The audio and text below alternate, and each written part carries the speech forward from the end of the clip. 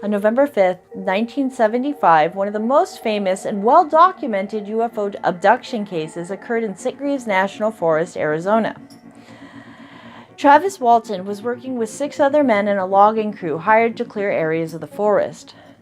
And after that long day of work, they were driving home when they saw a light in the distance.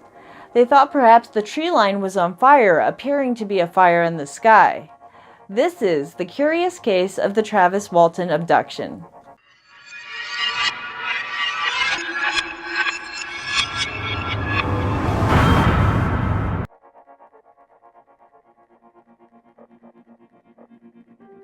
Wanting to know more, the men drove towards the bright light in the sky. As they neared the object, they could see it was a craft. Travis Walton decided to get out of the truck and run towards the light. The men screamed for him to return. Walton did not return. Instead, he continued towards the craft. A blue light shot down from the craft, striking Walton, knocking him into the air. Fearing for their lives, the remaining 6 men drove off, leaving Travis.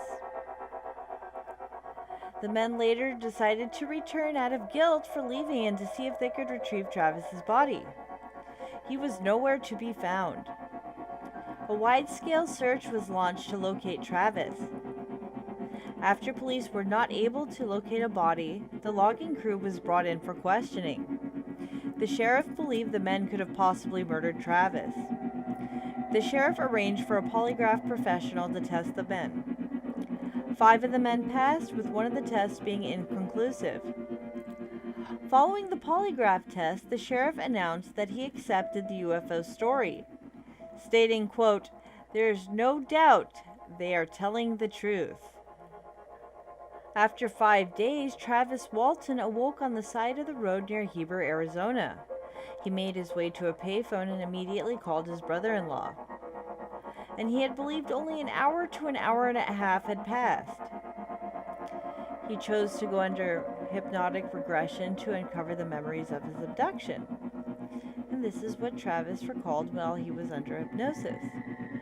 He recalls being in a medical-type room with 3 beings with large heads and underdeveloped faces and bodies. He was filled with terror and made an attempt to escape. He reports scaring off the 3 beings and running down the hallway in the opposite direction, where he found a room where you could see through the walls, and he said you could see the stars. He sat in a chair in the middle of the room and began to mess around with the controls, when he encountered a man wearing a space helmet. Travis tried in vain to communicate with the man. The man would not answer him. Instead, the man grabbed Travis by the arm and took him to a room where there were human-like beings. Walton says they all looked very similar. They wrestled him onto the table and then forced a mask on his face.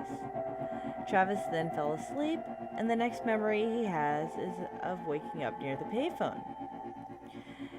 Originally, Travis believed that the beings were malevolent, but as time's gone by, he now believes the beings were repairing the damage caused to his body by the beam.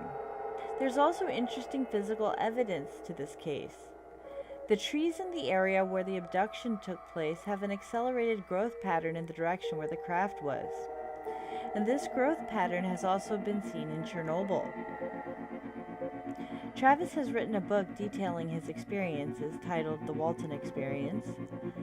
That book was the inspiration for the film Fire in the Sky that was released in 1993. Walton continues to tell his story today, even after 40 years. Was Travis Walton abducted? If he wasn't abducted, where was he for those 5 days? And if he wasn't abducted, what did all those 7 men see in the forest on that night? Let us know what you think in the section below. Leave a comment and don't forget to like and subscribe. And remember, stay strange.